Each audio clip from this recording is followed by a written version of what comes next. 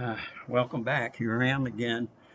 We're going to talk a little bit about the soil and erosion control. Again, this is focused. I think most of us probably know what erosion is, and and uh, sediment is like actually in Oklahoma, sedimentation is our biggest stream pollutant. It's filling up the creeks. So the course is soil and erosion control. I've got a cheat sheet up here. Let me see. It's designed to train those of you who may be directly involved in the determination and installation of erosion and sediment control measures on construction sites. Uh, of course, this is all governed by the EPA, and there are rules and regulations specifying what types of controls you would use in certain situations. We will spend some time on regulations, but it's what we're going to be going over is the topics. I kind of call them topics. This is a bit challenging. This course is a bit challenging. There's a lot, excuse me, to talk about here. So find, the necessity of these controls in preventing the contamination.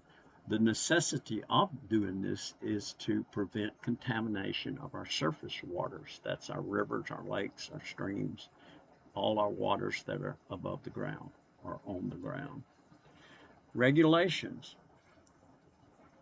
Those regulations are highly dictative in how you go about things. Uh, So we're going to go through those. There's quite a few also. Uh, Hydrology. Hydrology is actually a science, and it's you can be a hydrological engineer, the study of watershed, how it flows, what it does, the different kinds of erosion. We're just going to touch on it a little bit. We're not trying to be civil engineers here. We're trying to get a good understanding of how to prevent sedimentation and erosion on a construction site, because that's where we're going to be. Uh, there's a plan, you may have heard of it. It's called Stormwater Pollution Prevention Plan, and it is how you're going to go about uh, preventing this erosion and the contamination of our downstream things, and it'll talk logically. The first thing you want to do is try to keep the water from coming across the construction site. Diversion ditches. Some of you have had that course, Introduction to Earth Moving and some things like that, that probably talked about that. But we're going to go considerably deeper. Let's see. Uh, Topographic. Uh, I don't know if I mentioned that, but and I want to emphasize this. We're taking two courses that have a relationship with each other at the same time. We're taking concurrently. We're taking them. So when we get into topography, we will have been studying or will be studying how to read a topographical map. And that's that thing when you look at it, it's got a lot of lines on it, but you can interpret that into actual elevations of hills, valleys, arroyos, washways. And so when we start, first thing we'll do, we will find where our site is going to be, and we have a little app that we can go locate that. Maybe you want to do it at your place or something, but there's an application, and we'll show you how to put that on your computer if you want. But it will turn that topography. I mean, it'll take a picture, if you will, of the topography at that location. I did it at my house here. I live out in the country, and it shows you where the water naturally runs. But you can tell by looking at the contour lines. Uh, you may have already had some things about contour lines in grades program or in your experience. when we have a grade plan. I think I mentioned that earlier in the grade uh, course, that we will have uh, existing contours, and we will have overlays of proposed contours. In other words, this is the way it is, and then this is the way we want it to be.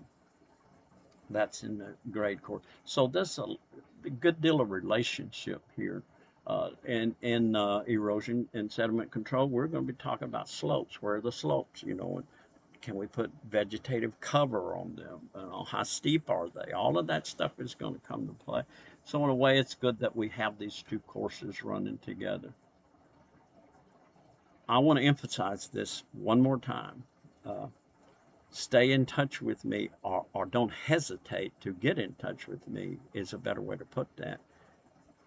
Anytime that you're confused, lost, uh, that didn't understand what I meant in an assignment, how I wrote it, and sometimes that happens. Uh, I'll have a bit of complicated assignments for you to deal with. One of the things that you're going to find is I insist on proper written communication.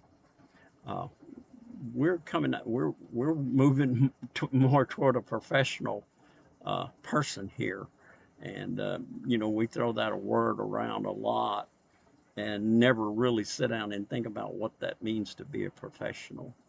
That means when you send an email out to somebody, you're going to take the time to make sure they can read it, that it makes sense, that you don't abbreviate if you don't have to. You don't know who, in many cases, that person is you're emailing. You don't know where they come from. You don't know their culture, their ethnicity. So you're going to be a professional about that when you're writing in our courses here. Uh, so I appreciate you dropping in on the interview. Again, I'm really glad you chose this school. I'm sure we'll, I don't know if we'll call it fun, but if you like to learn, I think you came to the right place. It takes 200%, 100 from me and 100 for you. You know, learning is not passive. You have to participate actively. So think about your schedule. Think about when it might be more convenient to schedule these synchronous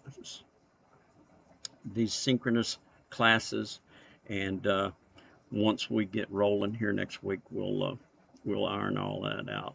Again, welcome to the school.